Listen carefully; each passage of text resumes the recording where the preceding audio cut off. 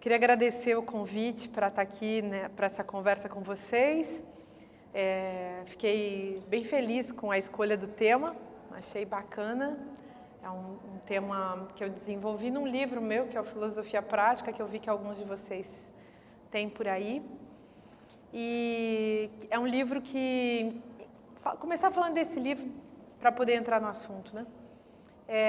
Eu sou professora de filosofia faz mais de 20 anos. Atualmente eu dou aula na Universidade Federal do Estado do Rio de Janeiro.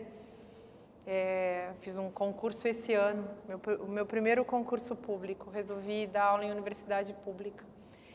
E tomei posse, aliás, há pouquíssimo tempo, bem no momento em que surgiu aquela medida provisória que desconstrói a já tão desconstruída educação brasileira, que é um problema ético e político para todos nós. E esse livro resulta esse livro em específico, esse livro Filosofia Prática, que tem como subtítulo Ética, Vida Cotidiana e Vida Virtual. Bom, então, nesses anos todos dando aula de filosofia, tem vários livros que eu fui escrevendo, sempre num contato com os estudantes e com as pessoas que se interessavam por filosofia, com as quais eu tive contato, em função de dar aula de filosofia na sala de aula, que é um lugar muito especial, mas em função também de ensinar filosofia, discutir, debater e dialogar sobre filosofia na esfera pública. Então, isso que a gente vai fazer aqui hoje, conversar sobre questões filosóficas, é uma coisa que eu fiz publicamente nos últimos 20 anos da minha vida. De fato, sempre o pessoal conta, né, dessa passagem televisiva que torna você muito conhecido, porque os brasileiros se relacionam muito com a televisão. Os brasileiros, a população brasileira é uma população que tem uma experiência televisiva intensa. E eu acho curiosíssimo, porque tem muitas pessoas que... Olha, viu como fica diferente? Eu acho muito curioso, porque muitas vezes encontro pessoas que, por exemplo, em relação a mim, tem uma proximidade... Está muito chato. Vocês viram? Não vai rolar, vou falar sem. Vocês não querem vir para frente? Não, porque vocês querem fugir depois, né? Depois vocês querem fugir. Vocês não querem vir para cá, porque aí a gente fala de pertinho? Porque isso aqui vai ficar fazendo alto e baixo, não vai ser bom, gente. É chato para quem está falando. Muito chato. E... Já pensou se vocês estivessem comendo sorvete e ora ele é milkshake e ora ele está duro, que você não consegue tirar de dentro do pote? Isso é como falar num microfone nesse estado. Aí o povo lá de trás não vai querer vir mesmo, né? Tá bom. Bom, daqui a pouco eu vou parar de falar no microfone. Na próxima vez que ele interromper, aí eu paro mesmo, tá? Vai que ele não interrompa mais, né? Bom, então eu estava falando isso, que na experiência televisiva, como os brasileiros, a população brasileira tem uma intensa relação com a televisão, você muitas vezes se torna, por ter aparecido lá na televisão, você se torna uma pessoa conhecida das pessoas e, às vezes, as pessoas criam com você uma intimidade muito impressionante. E eu conheci, ao longo desses anos, várias pessoas que tinham uma profunda intimidade comigo, às vezes até uma coisa curiosa, às vezes divertida, às vezes constrangedora, às vezes perigosa. Mas, raramente, essas pessoas que tinham uma intimidade com a televisão, assim, nesse nível radical, tinham também lido algum livro que eu tivesse escrito na minha vida. Então, eu fico muito mais feliz quando eu encontro uma pessoa que leu algum livro meu e criou alguma intimidade por essa via desse outro objeto, desse objeto voador não identificado, que é um livro. Então, quando escrevi o Filosofia Prática, eu estava dando aula de ética e dos temas em torno da ética no campo da filosofia. E eu estava com uma preocupação de fazer com que a disciplina da ética, a questão da ética, o problema da ética, como disciplina filosófica, fosse acessível às pessoas. Mas não acessível simplesmente no sentido de fazer uma linguagem fácil. eu acho que é mais complicado do que uma linguagem fácil. Eu acho que às vezes a gente estudou tudo, a gente lê, a gente viaja, a gente faz milhões de coisas e não consegue, mesmo assim, acessar certas questões. Então, quando eu estou falando de uma acessibilidade a um determinado tipo de conteúdo, eu não estou falando assim de escolaridade e nem falando de experiência cultural. Estou falando de uma coisa um pouco mais complicada. Muitas vezes você consegue, eu consigo, vocês também podem tentar e podem ter experiências filosóficas maravilhosas com pessoas que nunca passaram pela escola. E por pessoas que não têm um domínio da linguagem, um domínio epistemológico e conceitual de certas questões. Por quê? Porque são pessoas que têm uma abertura para o pensamento do outro, a sensibilidade do outro, a atividade do outro. Pessoas que têm uma curiosidade. Então, eu estava muito preocupada em permitir, em ajudar as pessoas, na minha posição, claro, de professora de filosofia, ajudar as pessoas a terem um acesso à questão da ética, mas que não dependia só de ir lá e explicar para as pessoas que, você pode estudar a história da ética, ela começa aqui com Platão, ou com os sofistas, e ela chega em Kant, e aí você vai entender lá no iluminismo o que é a ética. Quer dizer, desse ponto de vista dos conteúdos e de uma certa epistemologia acadêmica, eu achei que as pessoas pudessem ter um acesso à questão da ética a partir de perguntas, e uma delas é, portanto, essa pergunta, como me torno quem sou, perguntas que conversassem de um jeito mais direto com as pessoas. E aí, com a minha vida de professora de filosofia, eu fui experimentando, tentando, vendo o que será que era importante realmente, né?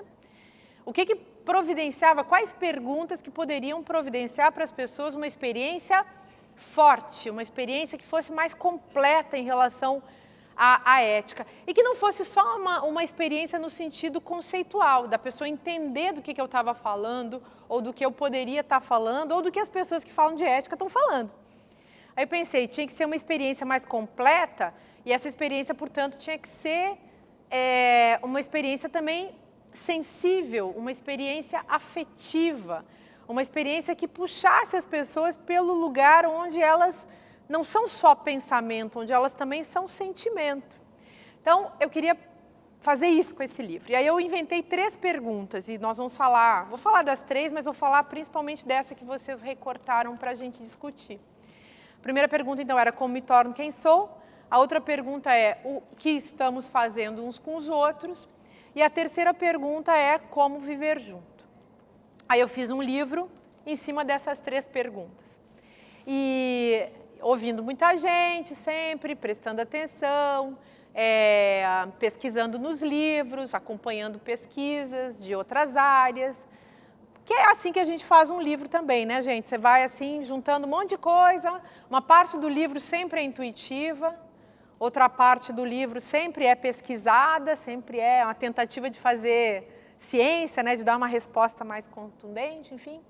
Mas o bacana de você fazer filosofia é que você não precisa ser professor, aliás, ser professor, ser estudante de filosofia, ler filosofia, é um negócio muito bacana porque você nunca precisa dar resposta para as pessoas, você precisa só ajudar as pessoas a encontrarem as perguntas.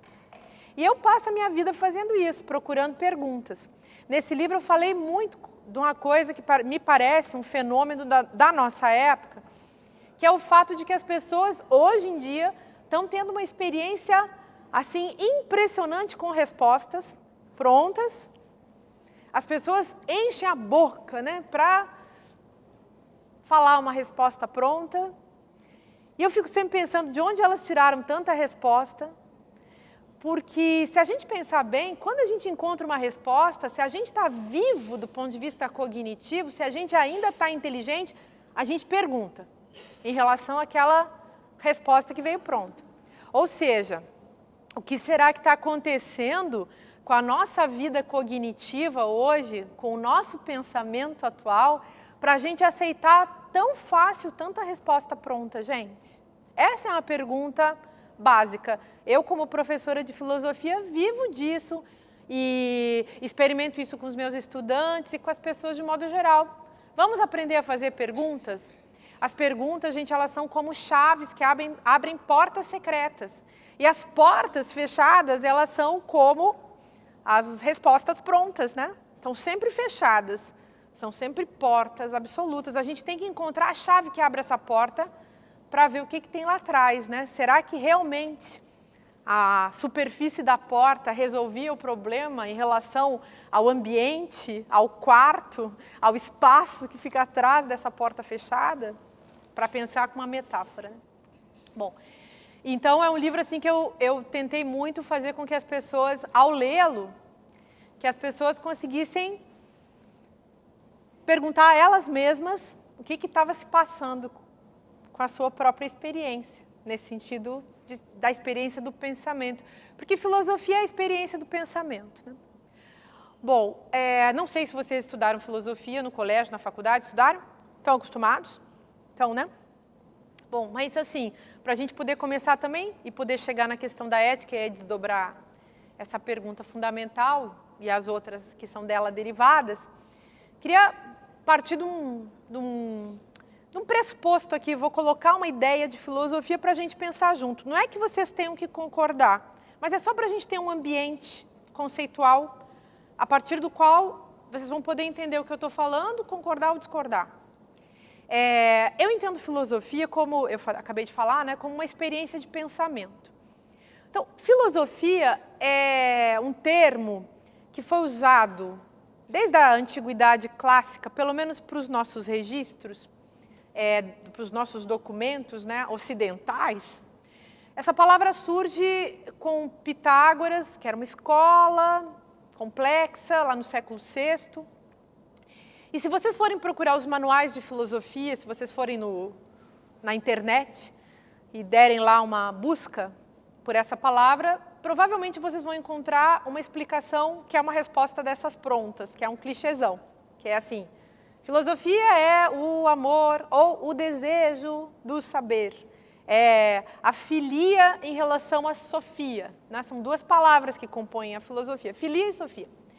E uma coisa curiosa é que a gente costuma dar essa explicação, e essa explicação não está errada também. Não está errado você dizer que tem um desejo pelo saber. Mas se a gente for um pouquinho mais fundo, ficarmos um pouquinho mais desconfiados, um pouquinho mais curiosos, a gente pode pensar que filosofia, quando essa palavra foi constituída lá nesse tempo pitagórico, que essa palavra, na verdade, juntou duas outras palavras, mas numa outra direção. Então, por exemplo, a gente pode pensar que filia é desejo. Tá, é uma tradução. Tem muita gente que traduz por amizade, que é um tipo de desejo que não é o desejo que você tem por um bolo de chocolate, nem por uma pessoa física que você esteja apaixonado, que é tudo da mesma ordem, né, gente?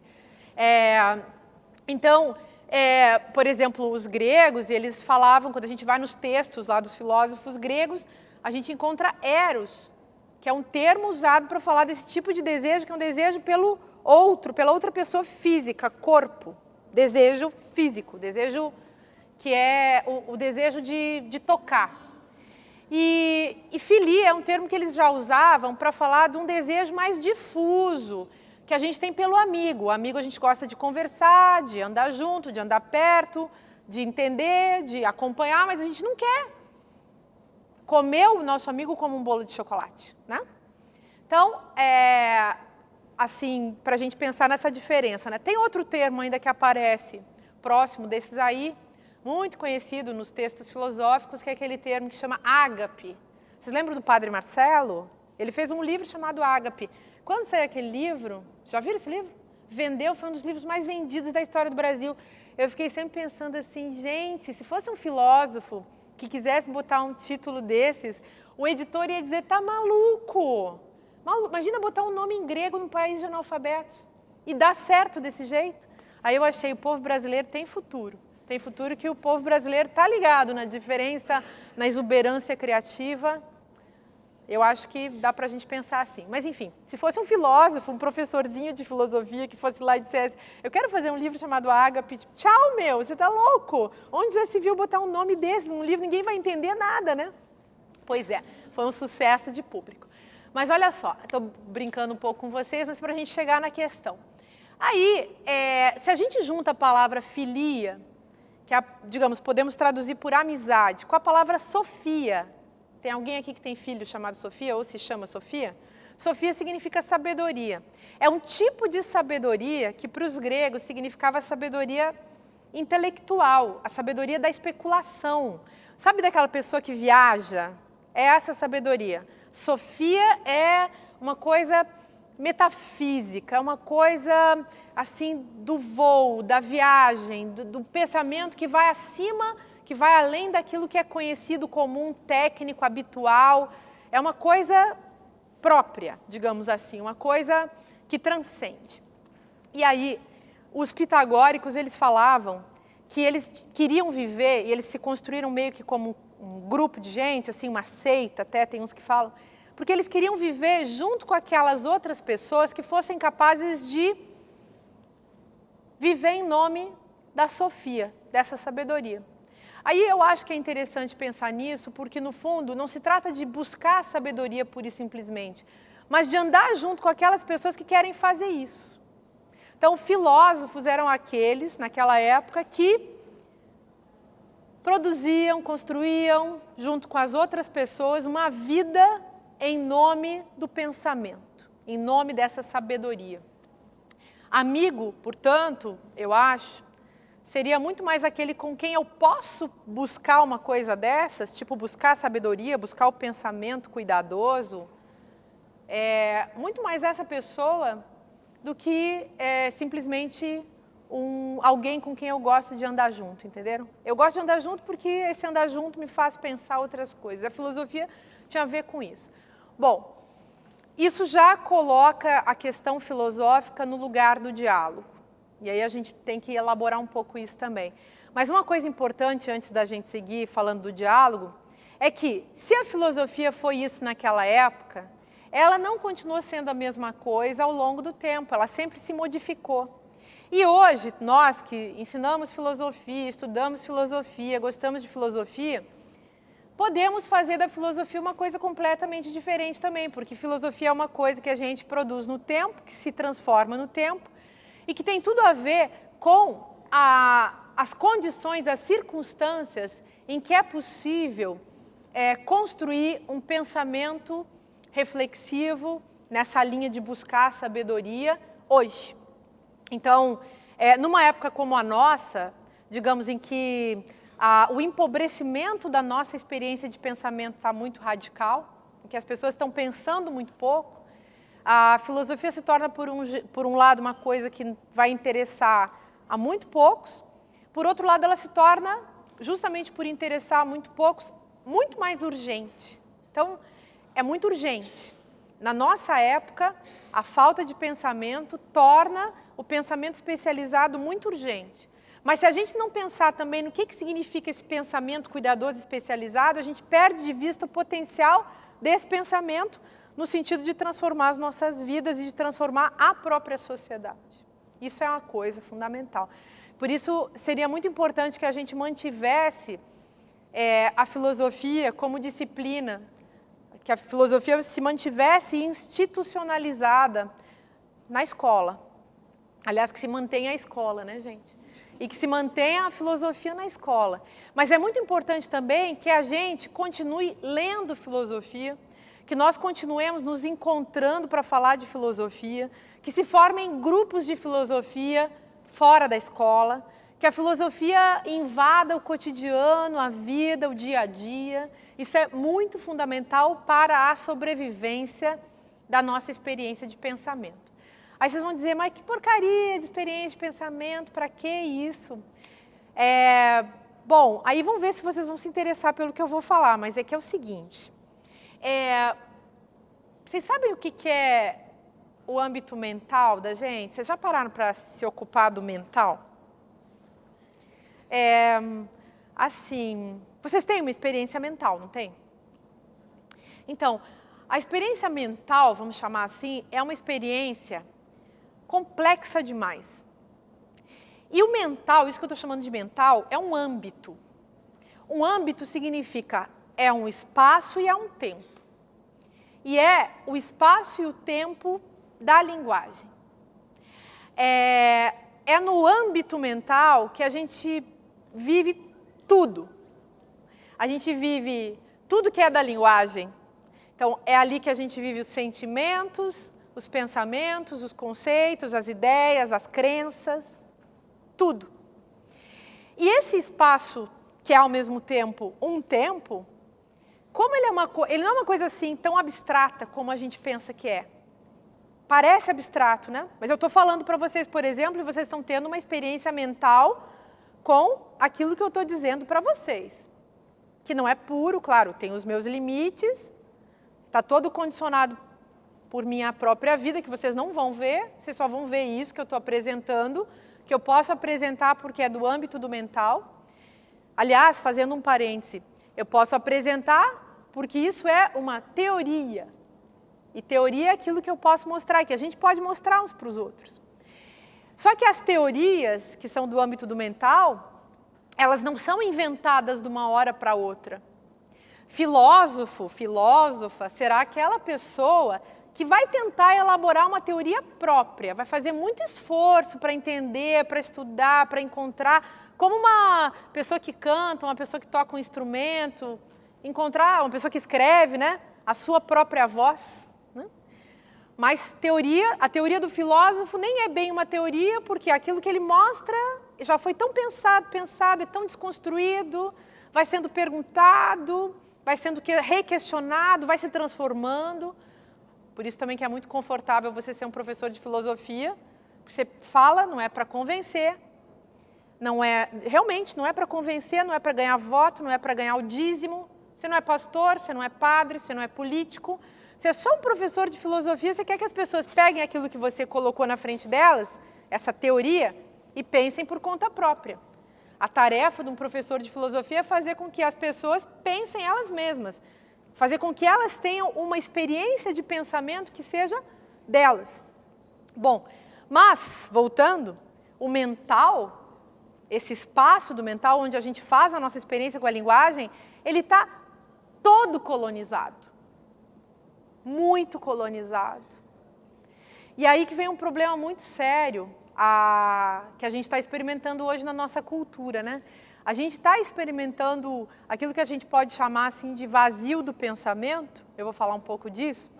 A gente pode falar desse vazio do pensamento, que a gente está pensando pouco, mas ao mesmo tempo, não sei se vocês percebem, nós estamos lotados, plenos de conteúdo mental.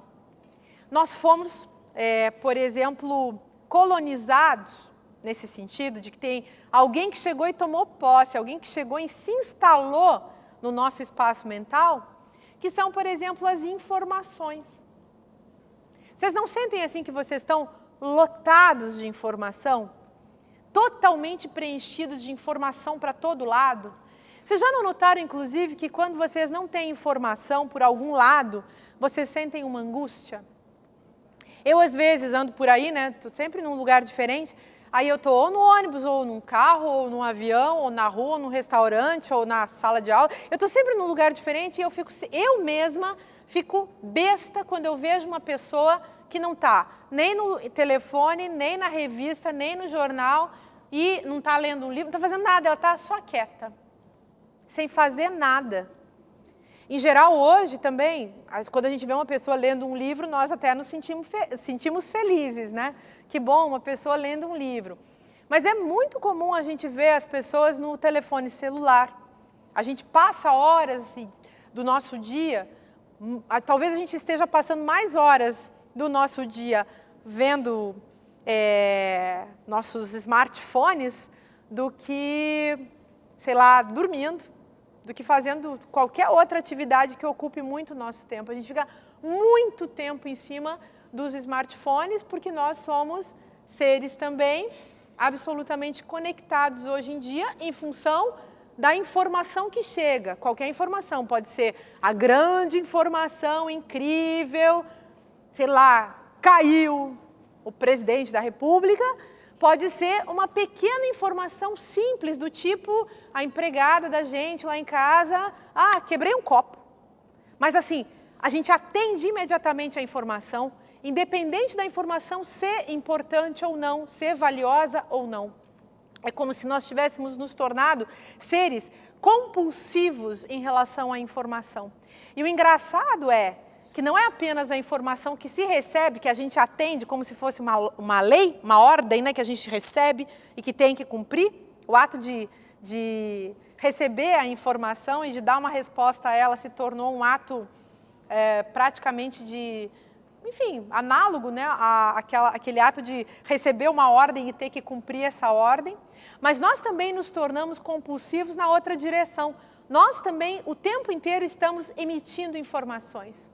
Vocês notaram isso?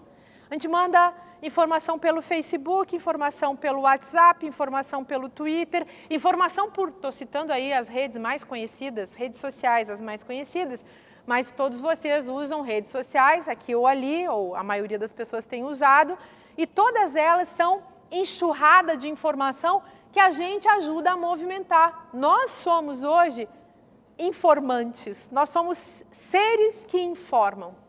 E nós temos perdido, e essa é uma questão que eu coloco para vocês, para a gente pensar juntos, tá? Nós temos perdido também o critério do que significa uma informação válida, importante, relevante, que faça sentido, enfim. Eu suspeito que essa nossa, vou usar um termo que eu estou usando até agora, enfim, essa nossa compulsão, essa emissão compulsiva de informações, que essa atitude que se tornou genérica entre nós como sociedade, tenha muito a ver com a perda do valor da verdade entre nós. Nós não estamos mais preocupados com um valor como a verdade. Já notaram? Se a gente quer buscar a sabedoria, a gente teria que necessariamente estar preocupado com um valor como a verdade. Mas a verdade foi meio que jogada no lixo, assim, a gente se despreocupou dela. Em que sentido? Não sei também se isso dá para a gente buscar na história e dizer, antigamente as pessoas buscavam mais a verdade do que nós hoje. Isso aí eu não me comprometeria com esse tipo de raciocínio, de dizer, antigamente as pessoas buscavam mais a verdade. Não diria isso. Mas é um fato que na nossa época, nós não estamos interessados na verdade. Não estamos.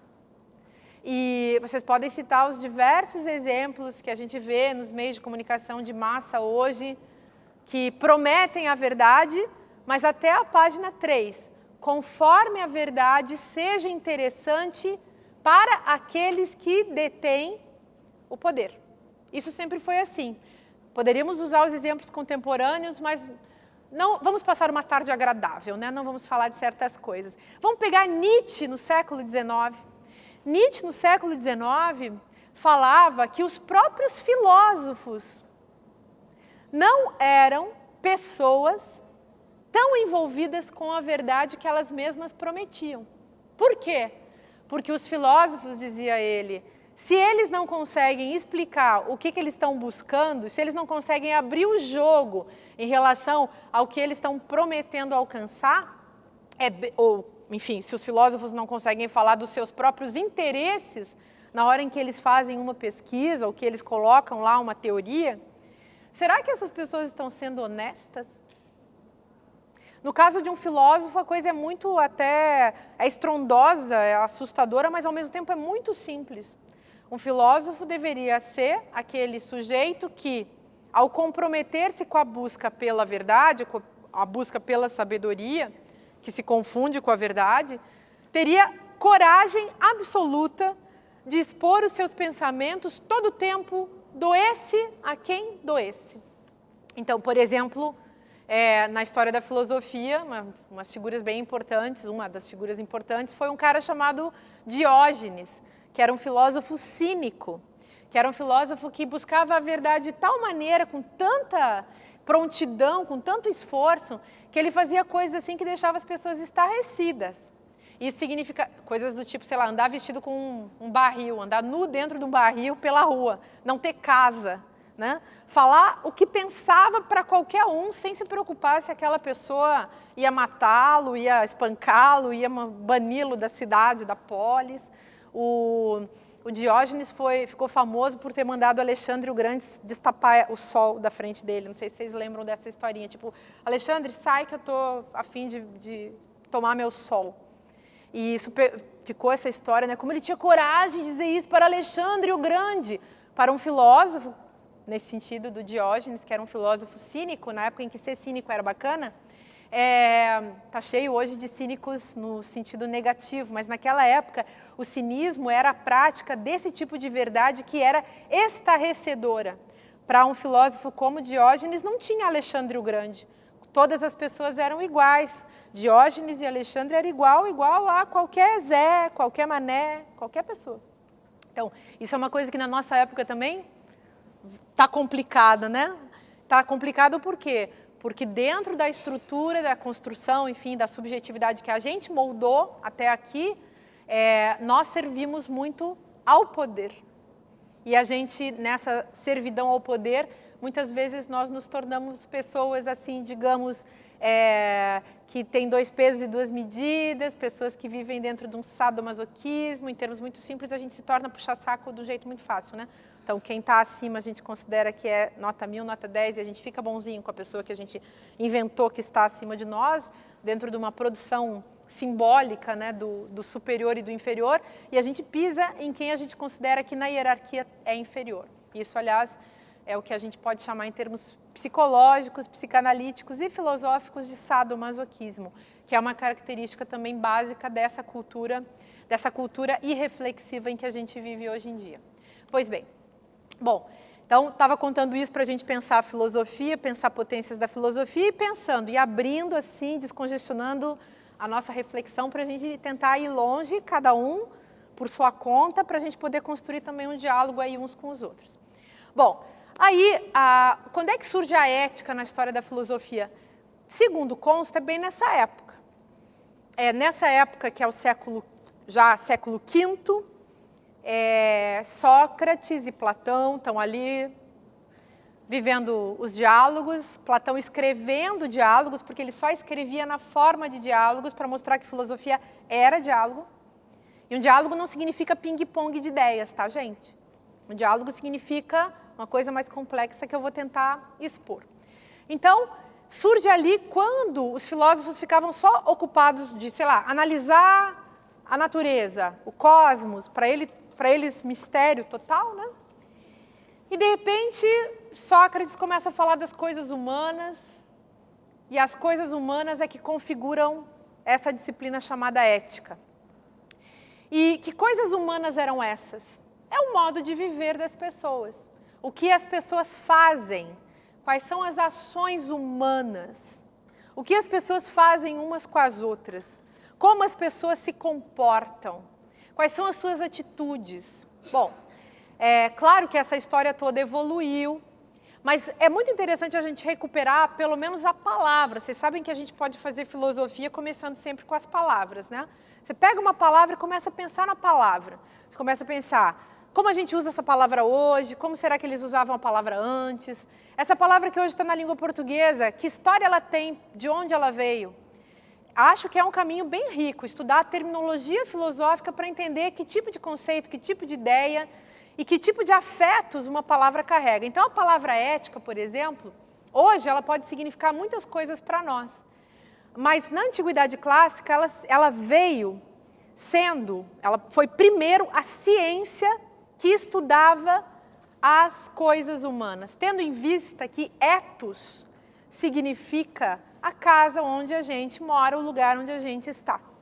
Então, a gente poderia dizer que ética era a ciência que estudava justamente o lugar onde a gente coabita, onde a gente vive uns com os outros. Poderíamos até dizer assim, para resumir, para ninguém esquecer, que a ética era a sabedoria da convivência. A sabedoria da convivência é um bom conceito, assim, para a gente dizer que funcionava lá naquela época. Daí a ideia de filosofia prática também, essa sabedoria da convivência e do fazer aqui entre nós. Bom, mas então, hoje eu acho que nós ainda poderíamos definir ética como sendo uma sabedoria da convivência. Um estudo, claro, uma preocupação, uma investigação um questionamento sobre o que a gente acaba fazendo em função do fato de que nós somos seres que andamos junto com outros seres. E não podemos andar sozinhos, não viver, quer dizer, podemos assim ir passear sozinhos, mas como sociedade estamos juntos. Na nossa cultura a gente vive uma coisa muito ruim em relação a isso. Todo mundo sabe como é bom ficar sozinho, né? Ficar sozinho é bom quando a gente quer, né? Quando a gente está cansado, quando a gente está precisando dar um tempo, ou quando a gente tem um prazer muito específico com a gente mesmo, alguma coisa que você gosta de fazer sozinho, sei lá, andar, nadar, escrever, sei lá, tem 1000 coisas, dormir, né? Tem várias coisas que você gosta de fazer sozinho. Mas na nossa cultura, a gente perdeu um pouco esse sentido dessa solidão boa e produtiva e começamos a ficar muito assustados também com a nossa solidão, essa solidão que a gente não deseja, essa que incomoda. E essa solidão que a gente não deseja, que incomoda, é fruto de um tipo de sociedade que estabeleceu relações entre as pessoas bem complicadas. Essas relações, por sua vez, entre as pessoas, são complicadas e difíceis, são relações, de um modo geral, forjadas no medo que nós temos uns dos outros. E que nem sempre a gente consegue elaborar ao longo da vida. Às vezes porque a gente não se esforçou, às vezes porque a gente não teve ajuda, às vezes porque a gente não teve essa ideia, às vezes porque não fomos estimulados. Tem 1000 motivos. As instituições todas, a escola, o trabalho, a família, a igreja, o Estado, a sociedade, todas contribuem para a gente se sentir com medo do outro. Bom, tem uma coisa aí também que eu acho bem importante da gente colocar, é que ao longo da história nós fomos nos forjando, e isso é uma característica nossa hoje, por 1000 motivos, por todos esses caminhos institucionais, nós fomos nos tornando pessoas individualistas. Então, hoje em dia, nós vivemos aquilo que podemos chamar de ilusão individualista. Muitas pessoas acreditam que elas dão conta delas mesmas sozinhas, que o melhor jeito de viver é sozinha e que vencer na vida, que já é também algo altamente ideológico, é também algo que se consegue sozinho. Isso que a gente chama de individualismo, de ilusão individualista, que tem a ver com com aquilo que o senso comum chama de individualismo, está muito próximo na esfera do trabalho com o que as pessoas chamam de meritocracia, que é uma crença de que pela sua própria capacidade pessoal, pelo seu vigor, pela sua inteligência luminosa, melhor que os outros, você vai ser um sucesso na vida. Todo mundo que viveu disso um dia quebrou a cara ou ficou paranoico. Só tem essas duas soluções. Quem acreditou nisso, quebrou a cara ou ficou paranoico e o resto ficou que nem a gente. Meio frustrado, né? Meio se questionando, mas ficou inteligente, vivo ainda do ponto de vista cognitivo, se perguntando, tentando entender, né? Eu acho muito legal quando as pessoas ficam frustradas, eu amo todas as minhas frustrações, eu abraço as minhas frustrações diariamente, porque são elas que me ensinam alguma coisa ainda, continuar a viver é aprender a não ser, né? A quebrar assim, a própria cara, quebrar a própria máscara, né? Aquelas ilusões todas que a gente tem no dia a dia. Mas, enfim, fechando aí o parênteses, voltando lá para a questão da ética. Então, pensem só que a ética é no início isso. A gente está junto, isso é uma coisa complexa, difícil, extasiante, estarrecedora, impressionante, às vezes muito bonita, quando a gente tem, sei lá, uma relação de amizade, de amor, um afeto positivo. Mas também, às vezes, uma coisa muito negativa, quando a gente convive com pessoas que não nos agradam, com circunstâncias que nos fazem mal, com expectativas muito frustrantes, sei lá, a gente também pode ter uma experiência muito ruim. Tem um filósofo da ética, inclusive, que viveu no século XVII, que foi o Spinoza, já ouviram falar dele? Esse cara tem um livro chamado Ética, e naquela época ele explicou a coisa mais ou menos no seguinte sentido, e eu vou dar aqui uma explicação bem rápida também, porque é uma vasta e complexa teoria, mas ele diz assim, o Spinoza, que a gente é feito na vida de 2 afetos básicos. E a ética se constrói em cima disso. Aí ele diz, a ética no sentido do que a gente vive uns com os outros, do que a gente faz uns com os outros e do que a gente faz com a gente mesmo. Tem 2 afetos básicos, a alegria e a tristeza. Da alegria surgem todas as nossas potências. Então, quando a gente se encontra numa situação de alegria, a gente quer agir, quer fazer, quer acontecer, quer continuar fazendo. Pode ser a coisa mais complexa, pode ser a coisa mais simples. É tipo, gosta de dançar, quer dançar de novo. Quer inventar uma dança, quer virar bailarina, sei lá, né? Se você vive dentro do afeto da tristeza, você não quer fazer nada. Você quer ficar debaixo da cama, se você tiver cama. Você pode também ficar debaixo da ponte. O Spinoza dizia assim, bons encontros causam alegria, ou seja, vontade de reinventar. Maus encontros dão vontade de fugir, vontade de se esconder, de nunca mais aparecer. Ele falava também, porque ele era um filósofo da teologia, mas era um sujeito que entendia tudo de ética e de política. E ele falava assim, quando um governante, por exemplo, quando tem um governante que não é amado pela população, o que ele tem que fazer com a população? Ele tem que entristecer a população. É a melhor técnica para fazer com que as pessoas obedeçam, deixá-las muito tristes. Antigamente, a gente não espancava as crianças, deixava as crianças cheias de medo, elas obedeciam direitinho. Provavelmente vários de vocês levaram um pau, um laço assim, né? Eu levei muito pau, gente, a gente vivia com medo dos nossos pais. Na minha época, a gente ainda era surrado, assim, até na escola. E assim você ficava com medo dos seus superiores, e assim você ficava quieto, e assim você não se intrometia, assim você não causava em contexto algum, né? Pois diz o Spinoza que é isso que um governante deve fazer, amedrontar até o ponto de entristecer, de fazer com que as pessoas fiquem absolutamente sem ação, incapazes de fazer qualquer coisa. Não sei se vocês estão se sentindo assim no Brasil atual, mas é uma coisa para ser meditada. E se vocês forem ler o Spinoza, vocês vão encontrar isso. Aliás, uma coisa muito importante, eu estou aqui falando de ética, de vez em quando aparece, dá um pulinho, né? Surge a palavra política no meio da minha fala. Olha que interessante, na época em que os gregos falavam de ethos, eles não separavam o ethos da polis.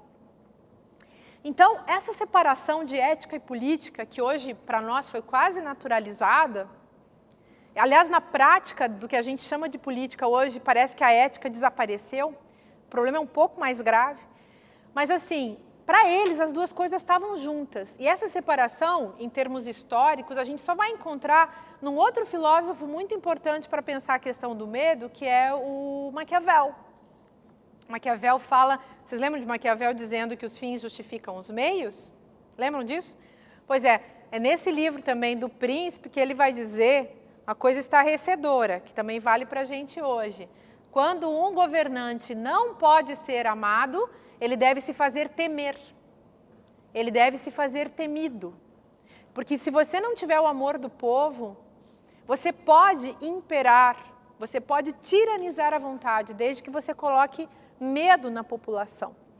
É uma coisa muito interessante. Mas aí, nesse filósofo chamado Maquiavel, a separação entre o ético e o político fica claro.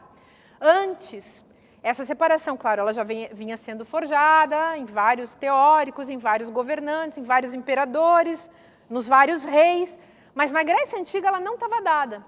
Por quê? Porque a vivência do cidadão, daquilo que eles chamavam de cidadão, desse indivíduo, se dava dentro da casa, dentro do lar, dentro do meio ambiente e dentro da cidade.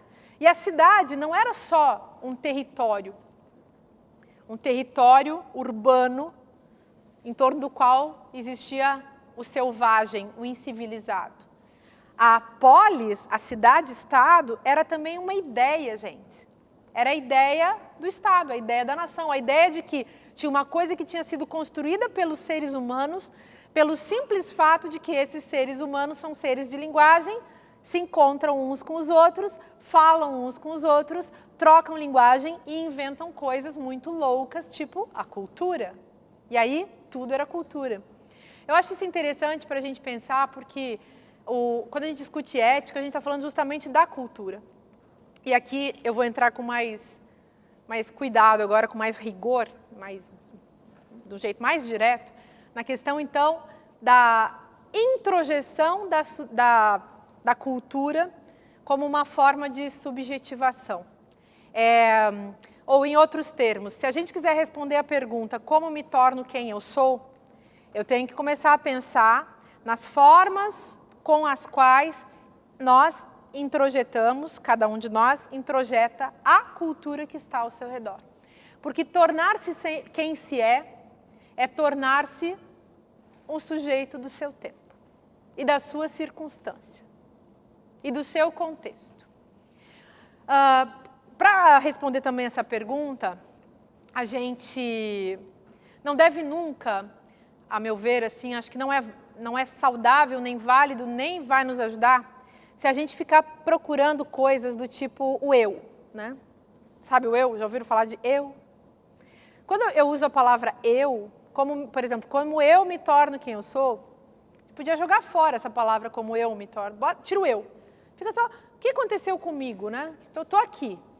Eu é uma palavra que tem uma vasta história, mas na base a gente não pode procurar uma substância do eu.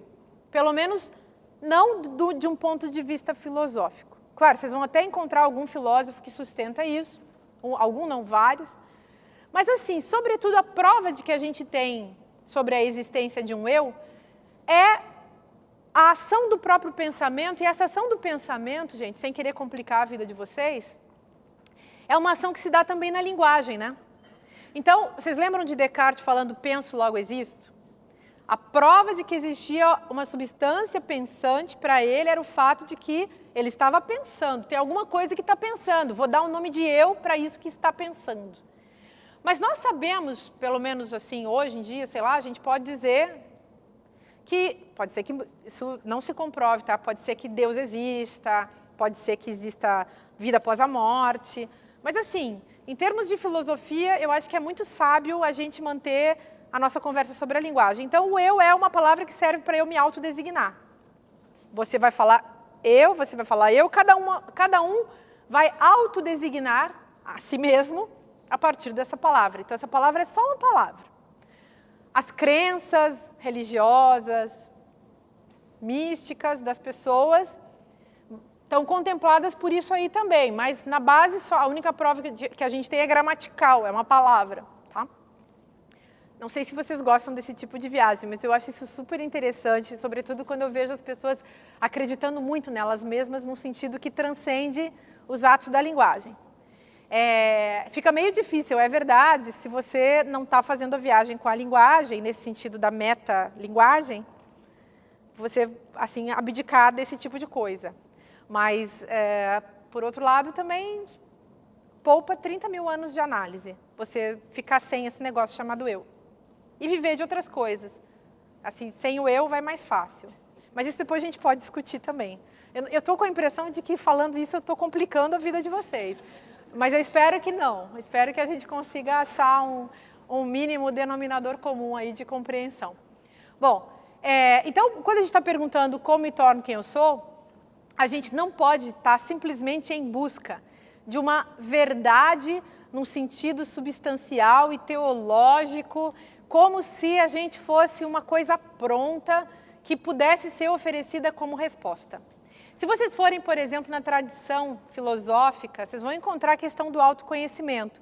Sócrates, não sei se vocês lembram dessa parte, Sócrates foi num oráculo, tipo, foi numa cartomante ali, e em Búzios, né, que aqui é mais Búzios. Aí foi ali nos Búzios e estava escrito assim na chegada ali da casa de santo, né, do terreiro, estava escrito assim na porta, conhece-te a ti mesmo. Gnotes salton em grego. É um negócio bonito, né? Então, conhece-te a ti mesmo era vai em busca da tua própria essência, da tua natureza, da tua substância. Vai lá em busca do teu eu. Tenha uma relação cognitiva com você mesmo. É um negócio bonito, né, de se dizer. Vai tentar se pensar, né? A gente diria, vai se tratar num psicólogo, vai tentar buscar alguma coisa sobre você mesmo.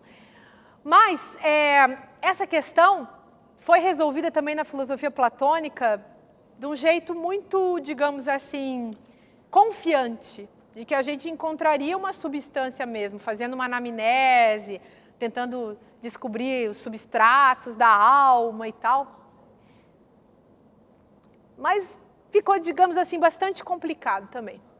Aí teve um outro filósofo depois, chamado Píndaro, que era meio poeta, que deu uma adaptada na conversa e falou assim, olha, ele que coloca a pergunta pela primeira vez, aliás, ele não fala então, conhece a ti mesmo, mas ele coloca a questão do como me torno quem eu sou. Então, ele não está mais dizendo assim, vai lá e procura que em algum lugar você vai encontrar. Você foi deixado em algum guarda-roupa, em algum armário, em alguma gaveta, você está no arquivo, você vai se encontrar. Quando o Píndaro propõe a questão, ele está colocando a cena, ele está propondo que a gente pense muito mais na autoconstrução do que naquela descoberta de si. Então, é melhor olhar para a própria história, não para encontrar uma verdade substancial que, digamos assim, pudesse ser destacada do cenário, algo que tivesse sido guardado e que a revelia de tudo que nós fizemos de nós seria a nossa verdadeira essência. Ao contrário, ele está dizendo, vai olhando o que te aconteceu, que olhando o que te aconteceu e prestando atenção em como você viveu, no que você experimentou, no que você sentiu, no que você disse, no que te aconteceu em termos cósmicos ou do destino, aí você vai entender quem você é. Então, o que tem de diferença aí é a gente pensar que a gente é uma substância ou a gente pensar que a gente é um acontecimento. Que a gente é uma coisa que está pronta, perdida em algum lugar, ou que a gente está se fazendo, se construindo e se transformando em uma outra coisa. Essa questão do como me torno quem sou, voltou com muita força na filosofia do século XIX, sobretudo com um cara aí que é bem conhecido na filosofia, que é o Nietzsche, aquele alemão.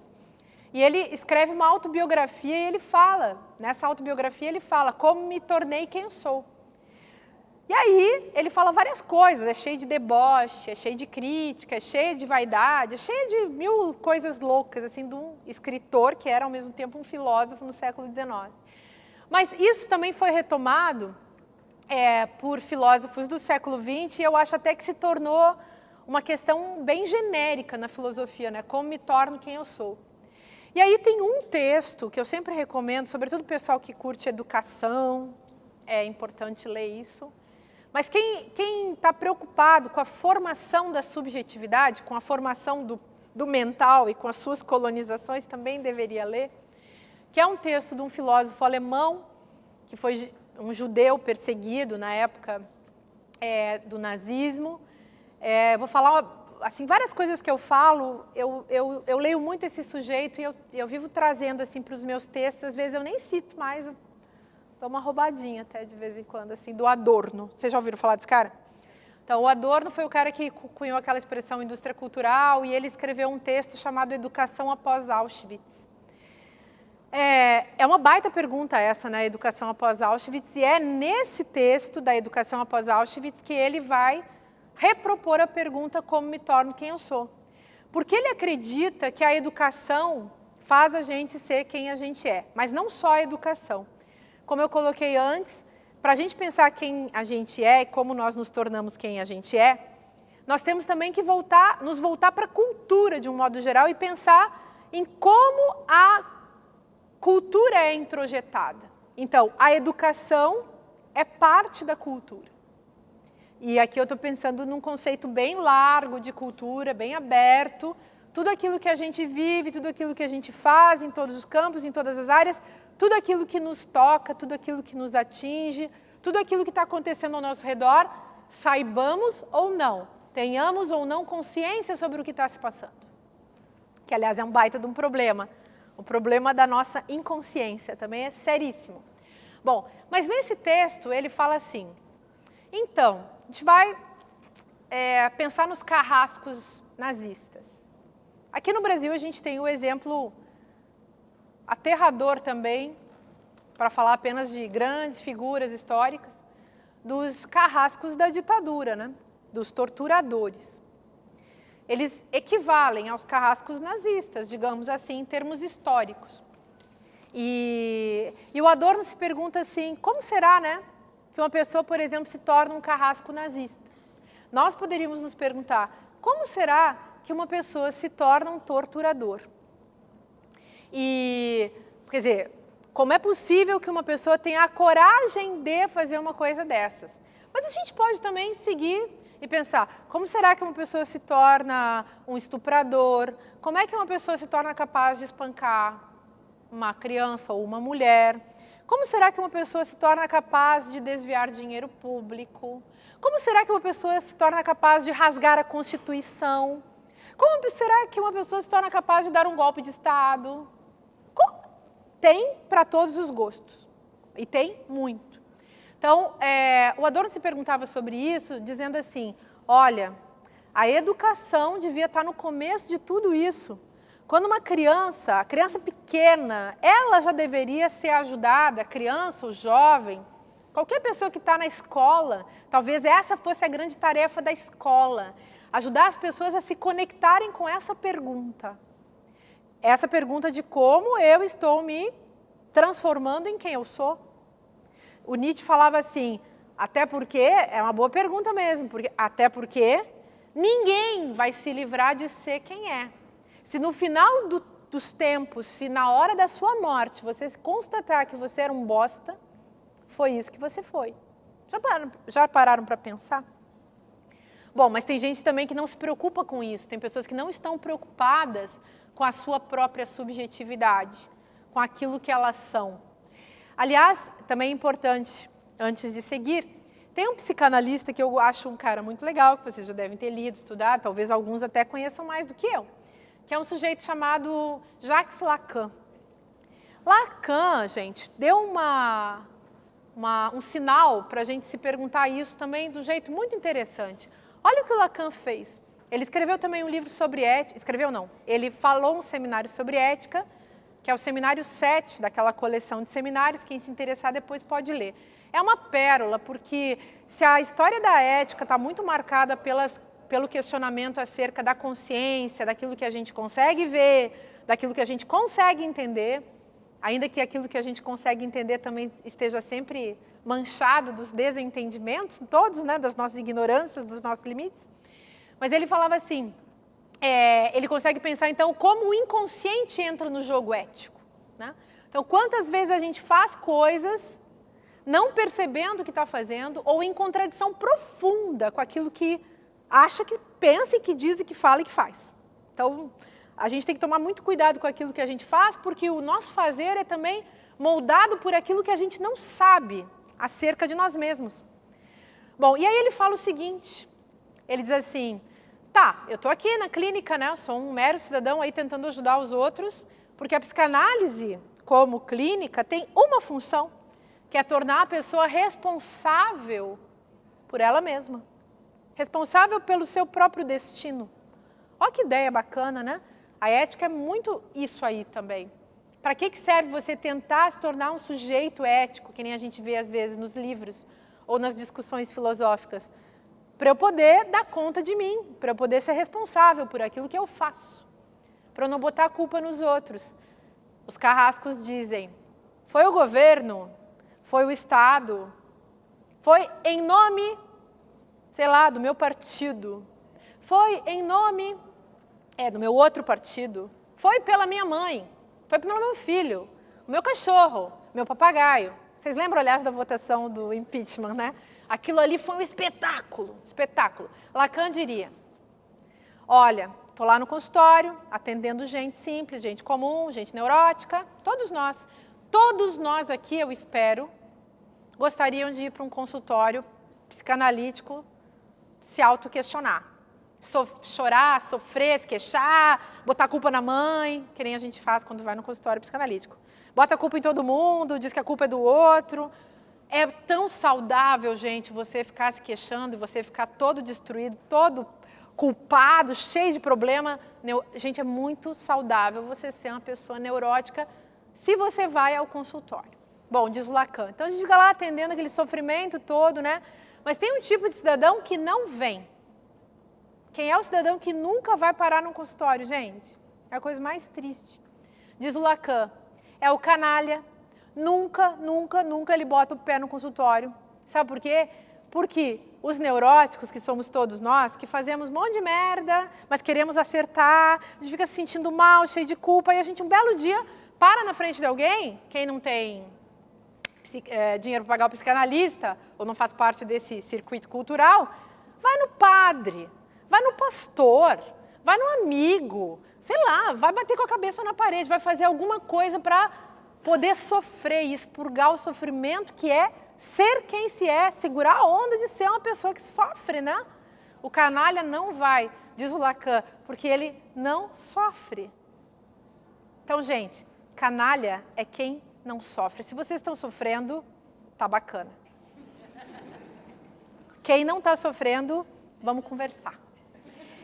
Aí, você pode rir enquanto sofre também, tá, gente? Não tem problema. Mas, assim, quem não está sofrendo, quem está totalmente de acordo, e, sobretudo, quem, em circunstâncias de muito sofrimento coletivo, está gozando, esse, então, tem que se tratar mesmo, porque ele está saindo do padrão que o Freud e Lacan chamam de neurótico, indo para um padrão perverso, que é muito típico, aliás, da nossa sociedade, em que os limites colocados sempre pelo encontro com o outro são dados, né? Estão aí disponíveis. Bom, mas diz o Lacan assim, então o canalha nunca entra lá no consultório. E ele não entra mesmo, porque para você poder entrar no consultório com algum tipo de sofrimento, você tem que ter algum tipo de dúvida acerca de você mesmo. Se você tem uma dúvida acerca de você ou dos outros, tá bacana, porque você está presente, o outro está presente, intensidades complexas, mas tem futuro. Você pode melhorar. Aí, o canalha não, porque o canalha, olha o que vai acontecer com ele, diz Lacan. O canalha nunca consegue se colocar uma pergunta. Não tem a perspectiva da pergunta para essa pessoa. Ele nunca vai se questionar sobre ele mesmo. E ao redor, ele também não vai questionar, porque ele não questiona. O outro, ele já inexiste. A noção de alteridade, a perspectiva afetiva da alteridade, não existe. O outro está morto, mesmo que esteja vivo. Ele está sempre já de antemão explicado. O canalha, diz o Lacan, ele é um sujeito que não se faz perguntas, e não vai para um consultório, e não consegue questionar a si mesmo, porque ele padece de um mal terrível que acometeu a humanidade e contra o qual a gente tem que lutar todos os dias, com todas as forças, lendo muitos livros, vendo filmes, conversando com as pessoas, escutando os outros, que é o mal da burrice. Conhecem? Mal da burrice? A burrice mata os outros. A burrice é muito ruim. E aí, a burrice é o termo que o Lacan usa, gente. Não fui eu, estou só contando para vocês. Estou só contando. Eu acho impressionante esses caras assim fazendo essas pesquisas incríveis, criando essas teorias incríveis, depois vem com um termo tão simples, né? Mas ele tem toda a razão. Eu teve um tempo que eu fiquei tão invocada com esses caras falando disso que eu fui pesquisar para ver qual era o grau de seriedade disso que eles estavam falando. E, gente, eu encontrei a diferença entre você ser um ignorante, eu sou ignorante, vocês são ignorantes. A gente tem um registro de saber, um recorte de saber. Todos nós somos também, em níveis diversos, sábios. Sabemos várias coisas. Conhecemos outras tantas, mas todos nós temos também a nossa ignorância. É por isso que nós somos sábios. E é porque nós convivemos bem com a nossa ignorância que nós somos sábios, porque é a nossa ignorância que nos faz perguntar. É a nossa ignorância, gente, que faz a gente questionar. É a ignorância é mais importante para um filósofo do que a sabedoria. Entendem isso? Bom, aí fui procurar isso e descobri que a burrice não era, nos filósofos todos que eu fiquei lá pesquisando, a burrice não era uma ignorância qualquer. A burrice era uma prepotência do saber que não tinha mais a dialética com a ignorância, digamos assim. Eu sei algumas coisas, outras eu não sei. É porque eu não sei que eu me torno curiosa. E é porque eu não sei que eu posso saber. Já o burro é aquele que tudo sabe antes, então ele fala muita asneira, porque ele fala antes de ter pesquisado, estudado, entendido, se perguntado, ele já tem tudo pronto. Então, Quando uma pessoa começa a falar muita asneira na nossa frente, que a gente percebe, nossa, quanta bobagem que ela está falando, né? Essa pessoa é a pessoa burra. E o Lacan diz, como não tem dúvida, é um dogmático, é um prepotente, é um sujeito fechado. Nos termos do Adorno, é um paranoico. Termos, aliás, do Freud também, o paranoico. O paranoico é o sujeito que vive em delírio. Ninguém consegue conversar com um paranoico, né? Vocês já conheceram algum paranoico? Todos, quase todos, com raras exceções, todos os carrascos de qualquer país, em geral, são paranoicos. São pessoas absolutamente fechadas no seu universo próprio, que têm uma explicação do mundo prévia, que sabem tudo. Se o paranoico der na vida dele de ser bonzinho, tudo bem. Mesmo assim, você não vai conseguir conversar com ele. Agora, se ele der de ser mal, de odiar o outro no meio do caminho, aí a gente tem que realmente sair correndo ou prender o paranoico em algum lugar assim, tipo, sei lá, um pedestal de vidro assim para a gente observar de longe, porque é uma coisa louca de insuportável. Bom, a paranoia, gente, em termos psiquiátricos, é uma doença, mas é uma estrutura. A gente chama de doença num sentido muito genérico. A paranoia é uma estrutura psíquica, que tem também uma validade social, política. Paranoico é o sujeito, no extremo da paranoia, está o sujeito que não tem nenhuma ética, porque ética é uma questão que pressupõe a existência do outro. E o paranoico é aquele que não tem a dimensão do outro. Por isso ele é tão preconceituoso.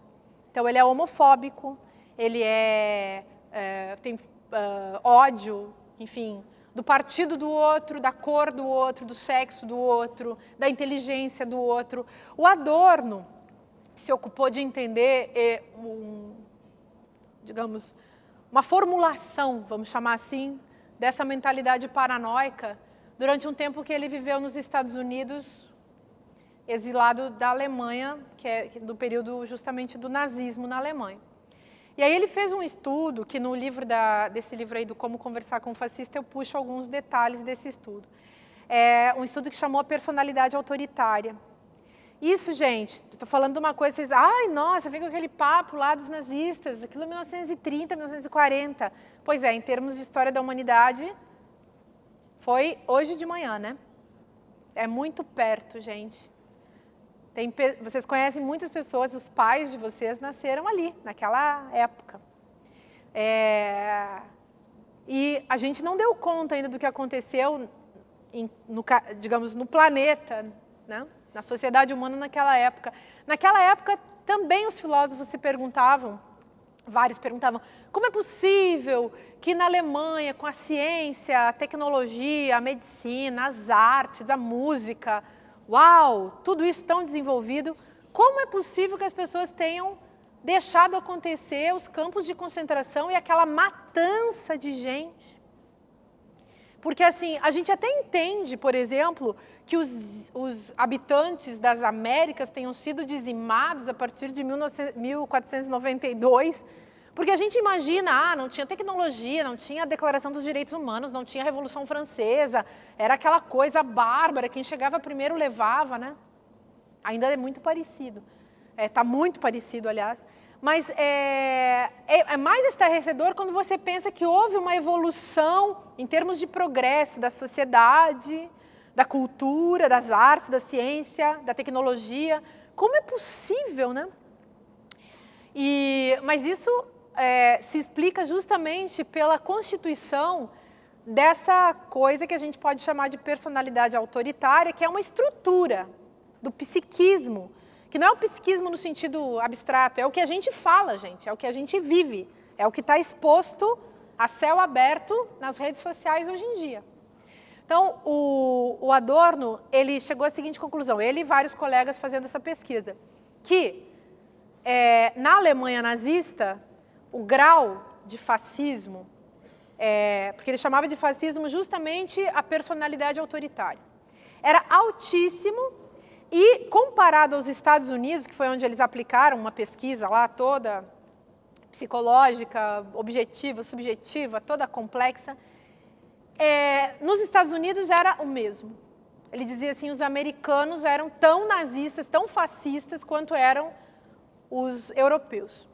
Eu suspeito que se nós aplicássemos essa pesquisa hoje aqui no Brasil, a gente chegaria à mesma conclusão, de que nós estamos também muito autoritários. E aí, quais eram as características da personalidade autoritária? E eles desenvolveram, o Adorno e sua turma, um negócio que eles chamaram de escala F, que é a escala fascista, que era para, digamos assim, uma mensuração, né, do nível de fascismo das pessoas. E, aliás, a pergunta, né, que a gente está colocando como me torno quem sou, é uma pergunta que justamente essa figura, esse representante da paranoia, da personalidade autoritária, do fascismo, nunca vai se colocar. Essa pergunta ele não se coloca como me torno quem eu sou. Mas quais são as características dessa personalidade em gradações diversas? Se a gente encontrar alguém que tenha todas essas características no nível absoluto, realmente é melhor a gente tomar providências coletivas, discutir muito, chamar todas as ciências, todas as artes, todos os padres, todos os pastores, todos os pais de santo, todo mundo para ajudar, porque a coisa é grave. Então, eles falavam de várias características, tem um conjunto de características, mas na base são as seguintes. A primeira, eu já falei para vocês, que é o caráter sadomasoquista. O sujeito sadomasoquista, ele vive aquilo que a gente pode chamar de identificação projetiva. Então, se você achar que tem alguém superior a você, porque você vive nessa escala hierárquica, você funciona na base de uma hierarquia. Considerando que tem alguém superior, você serve de maneira submissa a esse indivíduo que você considera superior. É nesse momento que surgem, por exemplo, os líderes, os guias espertalhões.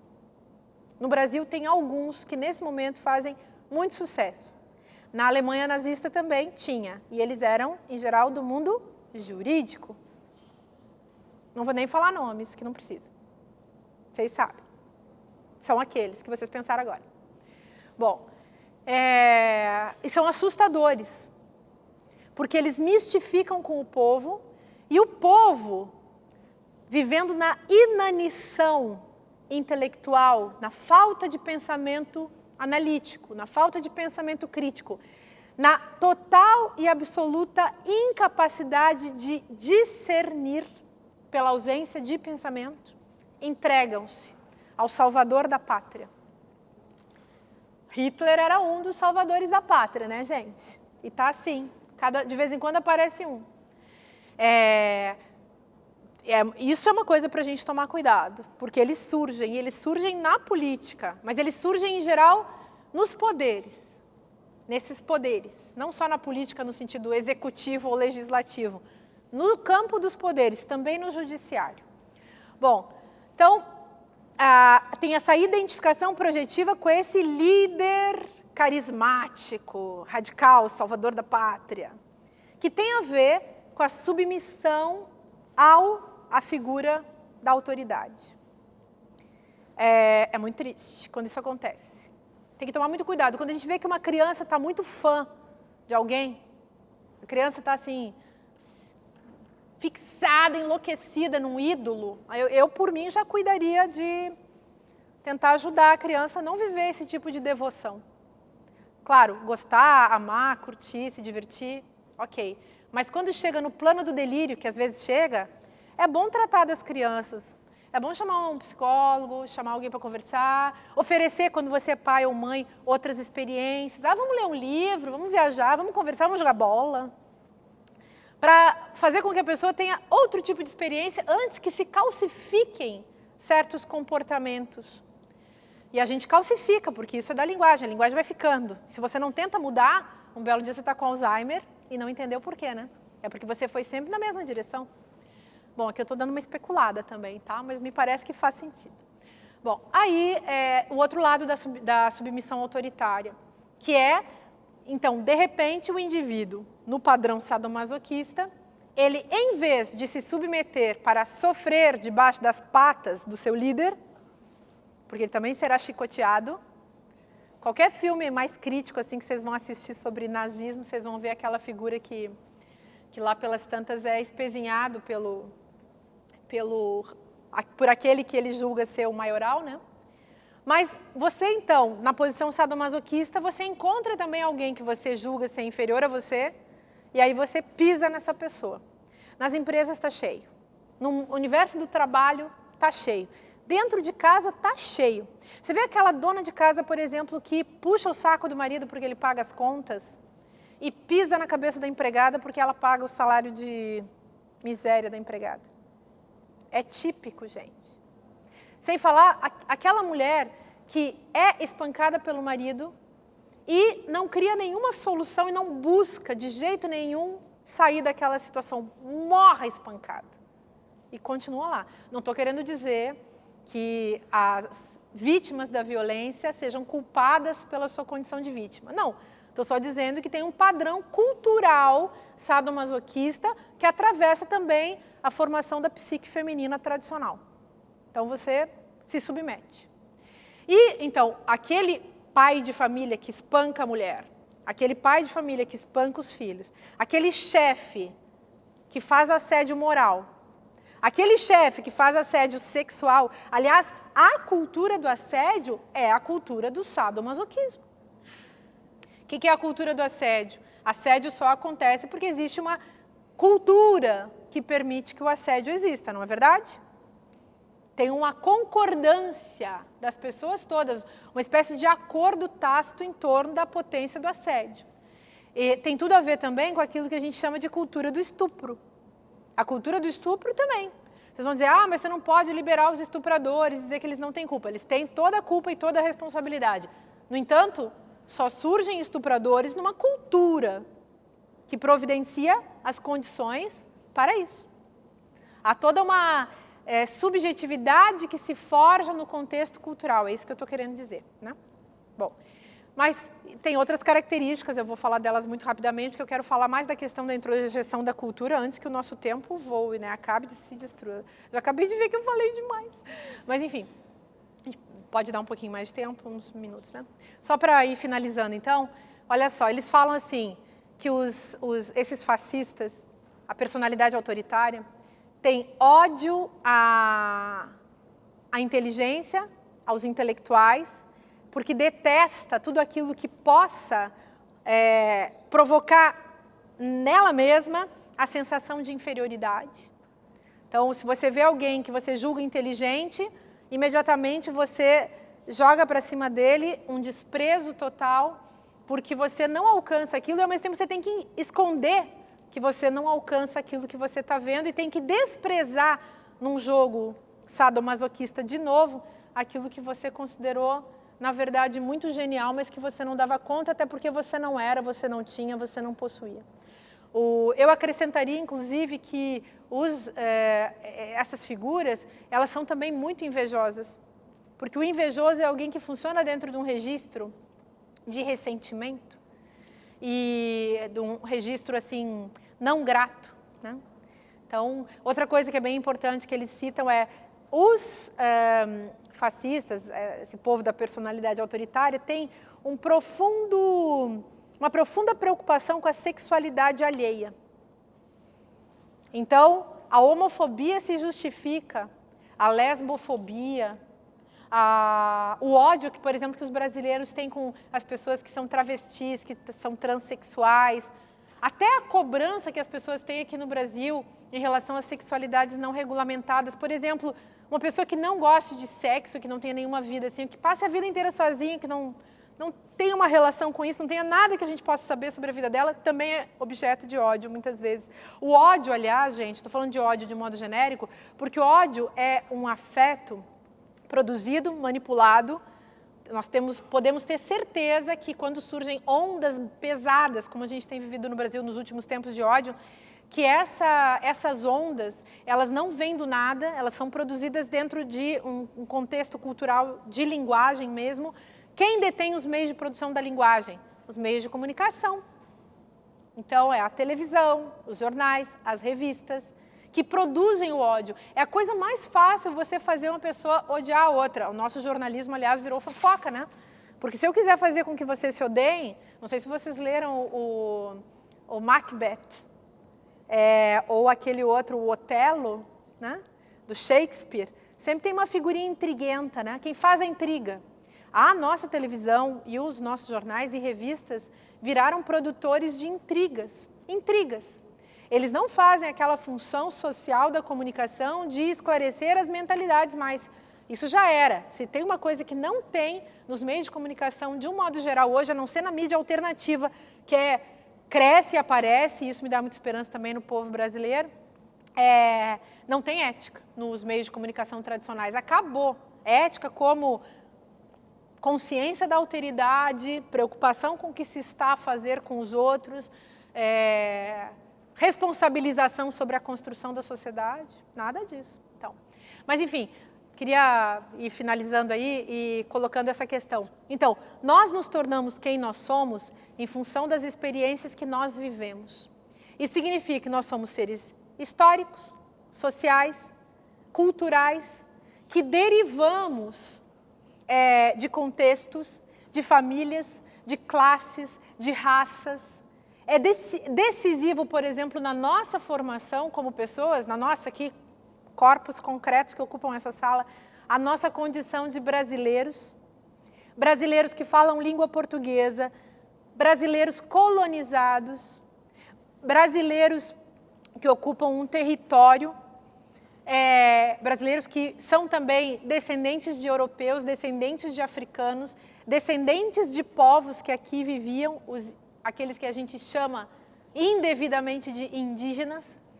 Nós somos mistos, somos miscigenados. No entanto, nós somos também aqueles que, em função de muitas ideologias, acobertam tudo isso. Nós acobertamos a nossa raça, a nossa classe. Vocês sabem por que as pessoas mentem tanto em relação à raça e classe e coisas do tipo? A coisa mais, eu acho que é a seguinte questão, que a gente mente muito, a gente engana, porque a gente tem muita vergonha. Vergonha de ser colonizado, vergonha de ser periférico, vergonha de ser pobre, vergonha de não ser mais europeu, de ter sido expulso da Europa, de ter sobrado da África, de ter sido escravizado pelos nossos próprios pares, de ter sido chutado para fora do balde da nossa própria família. Eu acho que a gente morre de vergonha e a gente se esconde. Agora as pessoas estão descobrindo a beleza de ser negro, a beleza de ser mulher, a beleza de ser gay, a beleza de ser comunista, a beleza de ser socialista, a beleza de ser uma metamorfose ambulante, a beleza da singularidade é uma descoberta da nossa época. Então, quando eu vejo isso, eu penso, temos esperança, né? Mas, ao mesmo tempo, a gente vê em vários discursos, e eu vivo assistindo vocês também esses discursos, um tanto de paranoia, um tanto de falta de abertura, um tanto de conservadorismo, aquele pensamento precário que não se atualiza, que não vê o que está acontecendo hoje em dia, que novos atores entraram na cena social, né? Então, hoje, mais do que nunca, a gente pode dizer que a ética, que comporta essa pergunta, como me torno quem sou, é gerativa da política. Não estou falando só da política no sentido burocrático. Estou falando da política no sentido social, das nossas trocas simbólicas, das nossas trocas diárias, discursivas, dos nossos interesses que estão em jogo, das nossas lutas por hegemonia. Isso acho que é uma coisa das mais importantes para a gente pensar hoje. E vamos colocar assim, que ética é aquilo que o Lévi-Strauss disse dos povos brasileiros, indígenas, com os quais ele entrou em contato. Esses povos tinham aquilo que ele disse era a abertura ao outro, coisa que os europeus não tinham, muito menos aqueles que aqui chegaram. Continuam chegando, né, gente? Nós estamos vivendo pelo caminho do neoliberalismo nesse momento brasileiro, no rodízio que eu falo de rodízio, né? O furacão neoliberal pelo mundo, de vez em quando aporta no Brasil. Veio para o Brasil nesse momento e nós estamos vivendo, e vocês que trabalham no tribunal eleitoral, ó que coisa importante, vocês também viveram a parte de vocês, porque os votos dos últimos tempos não têm sido respeitados. E o voto, que é o capital político fundamental de qualquer democracia, foi desconsiderado, rejeitado, maltratado pela própria população nos últimos tempos em que se votou branco e nulo, pelo Brasil afora. Nem sei como é que foi aqui. Mas isso é uma questão, não é só os votos, sei lá, da presidenta golpeada. É também o voto desconsiderado pelo cidadão, o processo eleitoral. Todo bichado, campo minado, feíssimo. É sério. Quando a gente olha para uma pérola como é o voto é uma pérola e a sociedade é uma ostra. E foi a gente que produziu isso. E aí? Acho que a gente tem muita coisa para pensar, né? Daria para a gente colocar essa pergunta como me torno quem sou, que é uma grande pergunta, os altos projetos de humanidade que a gente pode ter, mas a gente pode também colocar essa pergunta do jeito super simples. Como será que a gente acabou votando branco e nulo desse jeito? As perguntas são análogas, elas têm ali um balanço entre elas que eu acho que vale a pena a gente pensar. Bom, agradeço a paciência de vocês de me escutarem, desculpem eu ter falado demais.